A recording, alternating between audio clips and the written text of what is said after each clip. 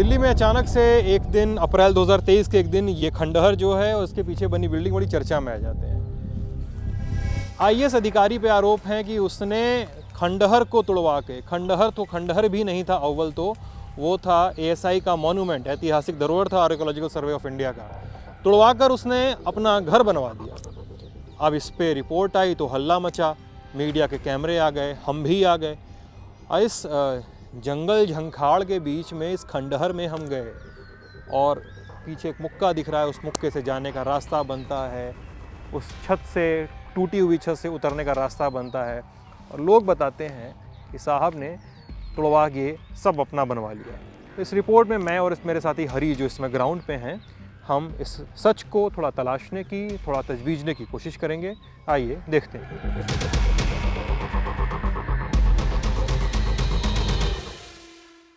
एक आईएएस अधिकारी हैं उदित प्रकाश राय, 2007 बैच के।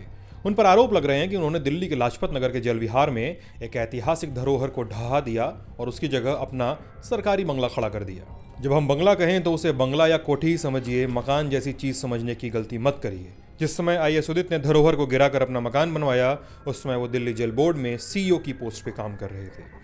मामला खुला इंडियन एक्सप्रेस में 27 अप्रैल को आई रिपोर्ट से। गायत्री मणि की रिपोर्ट के मुताबिक जिस धरोहर को कथित तौर पर ढहा दिया गया, उसे 15वीं शताब्दी में सैयद वंश के दौरान बनाया गया था। इसे आम भाषा में पठान महल कहते हैं। दिसंबर 2020 में पुरातत्व विभाग ने इसका दौरा किया था, जिसके बाद पुरातत्व विभाग ने दिल्ली जल बोर्ड को लेटर लिख के स्मारक के संरक्षण के लिए उसका अधिकार देने की बात कही थी। पुरातत्व विभाग की रिपोर्ट में बताया गया था कि उस वक्त वहां 2 इमारतें मौजूद थीं, एक महल की मुख्य इमारत और एक प्रवेश द्वार। जनवरी 2023 में पुरातत्व विभाग ने एक बार फिर स्मारक का दौरा किया, देखा कि इमारत गायब और सिर्फ प्रवेश द्वार मौजूद। इंडियन एक्सप्रेस की रिपोर्ट के मुताबिक महल की मुख्य इमारत की जगह वहां एक सरकारी आवास बना दिया गया था। लटॉप की टीम ग्राउंड पे पहुंची। मुख्य द्वार बंद था, चारों ओर टीन की बाउंड्री लगी हुई थी। गार्ड ने कहा अभी घर में कोई नहीं है, गेट नहीं खोल सकते क्योंकि ऐसा करने से मना किया गया है। इमारत के आसपास दिल्ली जल बोर्ड के कर्मचारियों के आवास बने हुए हैं। पूछने पर पता चला कि साल 2021 में कोरोना की दूसरी लहर के समय ही इसका निर्माण कार्य शुरू हुआ। उस समय आसपास के लोगों को इसके बारे में कुछ पता ही नहीं था।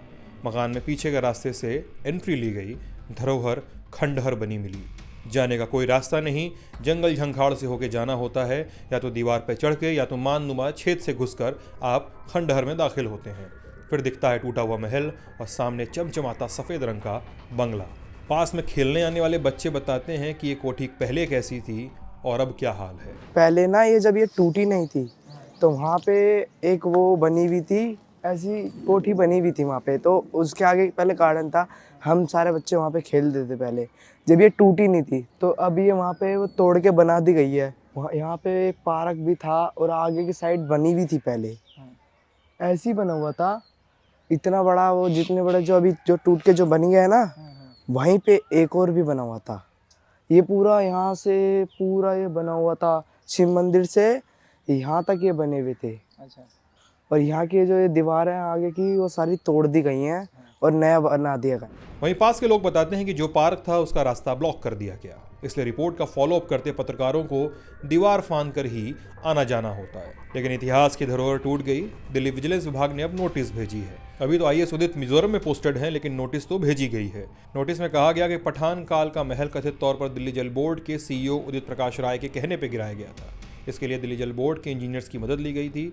नोटिस में यह भी बताया गया कि उदित राय को इस बात की पूरी जानकारी थी कि महल एक ऐतिहासिक स्मारक है। नोटिस भेजे जाने के बाद राय से 2 हफ्तों के भीतर जवाब देने को कहा गया है। नोटिस में यह भी बताया गया कि सरकारी आवास बनाने के लिए प्रोजेक्ट पर करीब 4 करोड़ रुपए खर्च किए गए। जिस जगह पे आवास का निर्माण किया गया वो लगभग 5500 वर्ग मीटर है।